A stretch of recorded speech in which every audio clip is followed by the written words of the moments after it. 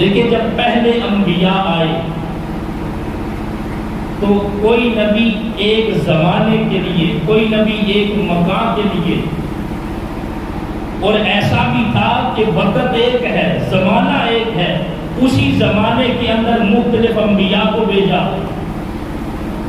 جیسے حضرت موسیٰ علیہ السلام نبی ہیں، اسی زمانے میں حضرت شعیب علیہ السلام بھی اللہ کے نبی ہیں،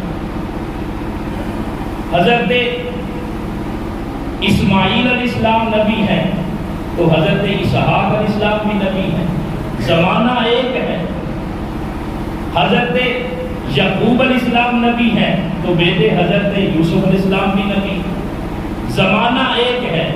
تو پہلے جب اللہ رب العزت نے انبیاء کو بھیجا، ان کی جو نبوت تھی وہ زمانی بھی تھی، مکانی بھی تھی۔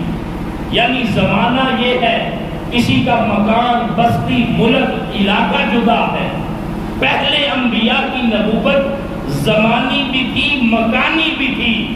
جب تاجدار کائنات تشریف لائے ہیں، اس لیے کہ یہ جو انسان کی سوچ ہے نا، اس نے بھی ترقی کی منازل طے کی ہے۔ انسان کی جو سوچ ہے وہ عالمگیر ہوئی ہے۔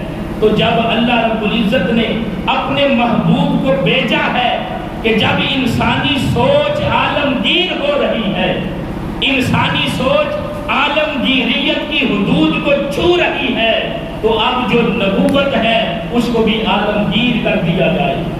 اور جب تاجدار کائنات اس دنیا کے اندر تشریف لائے ہیں تو یہ جو حدود و قیود تھی نا، مکانے کی اور زمان کی، ان سے نبوت مصطفیٰ کو خارج کر دیا، بلکہ سارے زمانے نبوت و رسالت محمدی کے تابع کر دیے، سارے مقام۔ بلکہ جب آقا علیہ السلام تشریف لائے ہیں نا تو اس فرش پر بھی نبوت مصطفیٰ کا سکہ چل رہا ہے، عرش پر بھی جو نبوت مصطفیٰ ہے اس کا سکہ چل رہا ہے۔